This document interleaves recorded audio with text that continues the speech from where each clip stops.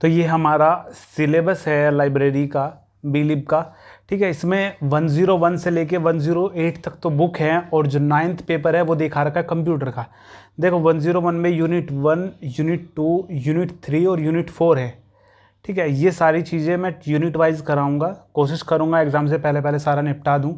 देखो essentials of library and information science, इसके बारे में मैं बताऊंगा। उसके बाद में जो 5 टॉपिक ये दे रखे हैं, इन सब के छोटी सी वीडियो बना के आपको एक एग्जैक्ट जो मीनिंग होता है इनका, या इसमें आपको क्या लिखना है वो बताने की कोशिश करूंगा। उसके बाद सेकंड यूनिट का ऐसे ही, थर्ड यूनिट का ऐसे, और फोर्थ यूनिट का ऐसे ही। ठीक है, तो अभी हम स्टार्ट करते हैं। और एक चीज़ मैं और आपको दिखा दूं, अगर मैं इस सिलेबस में ही सबसे लास्ट में देखूं, देखो ये है कंप्यूटर का जो 9th पेपर है, इसमें लाइब्रेरी एंड इंफॉर्मेशन टेक्नोलॉजी, ये प्रैक्टिकल है आपका। ठीक है, प्रैक्टिस वगैरह का है ये। और use of operating system, MS office, तो कंप्यूटर के बारे में आपको जानकारी होनी चाहिए, क्योंकि अब जो है जो लाइब्रेरी है, पहले के टाइम पे होता ऐसे था कि लाइब्रेरी से किसी ने बुक इशू कराई तो लाइब्रेरी वाले क्या करते थे, लिख लेते थे रजिस्टर में। लेकिन अब क्या है, कंप्यूटर पे चढ़ानी पड़ती है वो, जिससे आप किसी भी लाइब्रेरी में उसका डेटा जो है वो सिंक कर सकते हो। कहीं से भी आप, घर पे भी अगर आप हो तो वो देख सकते हो उस साइट को लॉगिन करके कि हमारी लाइब्रेरी में किसी कितनी बुक इशू हैं। ठीक है, इंटरनेट उसे बोलते हैं। वो सारी चीज़ें मैं आपको आगे बता दूंगा कि कैसे क्या काम करता है।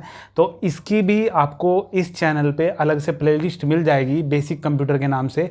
मैं फोकस करूंगा कि ये भी चीज़ें समझ में आए और आपको अलग से भी कंप्यूटर की जानकारी मिले। अगर आप कोई CCC वगैरह का पेपर क्रॉस करना चाहो तो वो भी आपका हो जाए, मिक्सअप दोनों करके मैं उसमें बता दूंगा।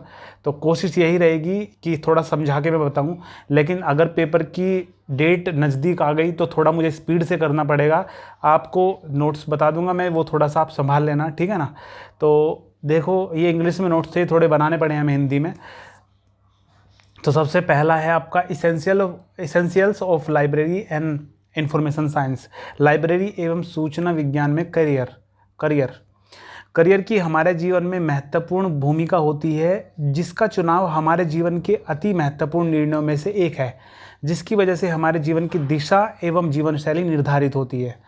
जब व्यक्ति शिक्षा पूर्ण कर करियर की दिशा में आगे बढ़ता है तब विकल्पों की अधिकता तो होती ही है, परंतु फिर भी अपने सीमित ज्ञान एवं निश्चित आकांक्षाओं के कारण इनमें से बड़ी संख्या परंपरागत करियर जैसे सिविल सेवा, इंजीनियर, शिक्षा, चिकित्सा, रक्षा सेवाओं में जाती है। परंतु उन लोगों के लिए करियर विकल्प हजारों होते हैं जो अपनी रुचि और क्षमताओं से अवगत होते हैं।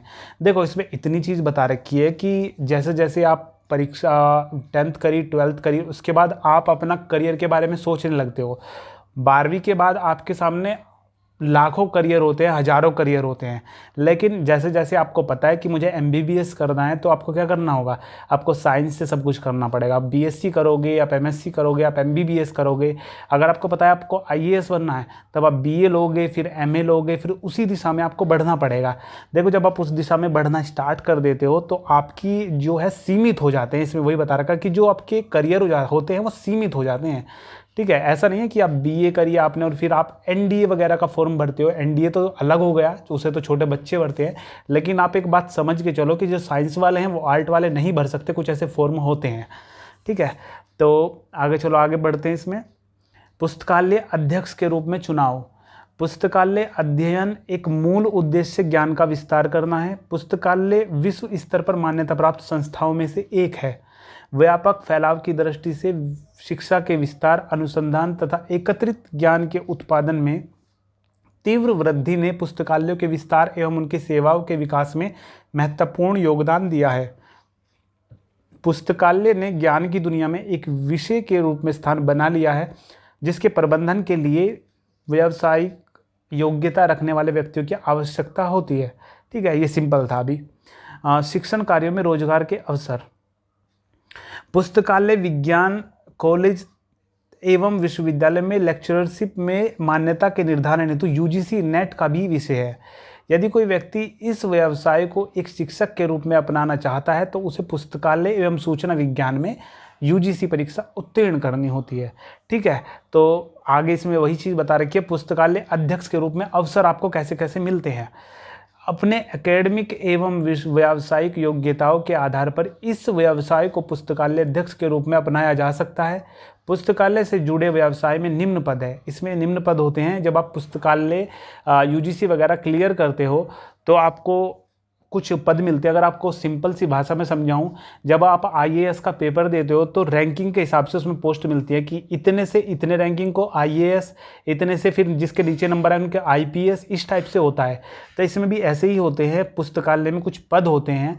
तो अगर आप ज़्यादा नंबर लाते हो तो आपको मतलब पुस्तकालय पढ़ा भी सकते हो आप, मतलब ऐसा नहीं है कि आप बुक इशू कर रहे हो, उसमें बहुत सारे काम होते हैं।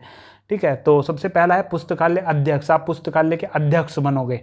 ठीक है, प्रलेखन अधिकारी है, सहायक पुस्तकालय अध्यक्ष है, उप पुस्तकालय अध्यक्ष है, प्रलेखन बद्ध, ये कुछ पोस्ट दे रखी है, इन्हें आप देख लेना। ठीक है, निम्नलिखित संस्थानों में व्यवसाय के अवसर उपलब्ध हो सकते हैं। इनमें जो है व्यवसाय के उपलब्ध हो सकते हैं। स्कूल में लाइब्रेरी होती है, कॉलेज में लाइब्रेरी होती है, विश्वविद्यालयों में राष्ट्रीय पुस्तकालय, जैसे कोलकाता राष्ट्रीय पुस्तकालय आपके मोस्टली सभी सिटी में मिलते हैं। ठीक है, कहीं पे भी आप देखो, गांव की तो मैं बात नहीं बता रहा हूँ, लेकिन अगर गांव एक डेवलप गांव है तो उसमें भी आपको लाइब्रेरी मिल जाएगी। तो आप अपने सिटी में देख लीजिए, आपको लाइब्रेरी कहीं पे सरकारी जो लाइब्रेरी होती है मिल जाएगी। दिल्ली हुआ, कोलकाता हुआ, public library, Asiatic society public library Mumbai में। ठीक है, ये कुछ एग्जांपल उन्होंने दिए कि यहाँ पे लाइब्रेरी है। अभी एक चीज़ अगर मैं आपको बताऊँ तो जो कोटा राजस्थान में है वहाँ पे सबसे ज़्यादा लाइब्रेरी है, क्योंकि वो जो है वो गढ़ माना जाता है आपका स्टूडेंट्स का, जहाँ पे सबसे ज़्यादा कोचिंग वगैरह हैं। तो चलो सही है, बस इस वीडियो में इतना ही था। और अगर चलो कोटा की एक बार और बताऊं तो मैं कोटा की ये मान्यता है कि अगर किसी स्टूडेंट का वहाँ पे जाके भी किसी भी मतलब एग्ज़ाम को क्लियर नहीं कर पाया वो बच्चा, तो वो कहीं भी नहीं कर पाता। ठीक है ना। तो चलो ये तो जनरल नॉलेज का क्वेश्चन था, ये आपके सिलेबस में नहीं है। तो बाकी जितना मैंने बताया आपको इसे थोड़ा सा देख लेना। ठीक है, तो अगली वीडियो अभी हम बताएंगे leaders librarianship as a profession, जो इसका यूनिट का पहला जो टॉपिक है। ठीक है।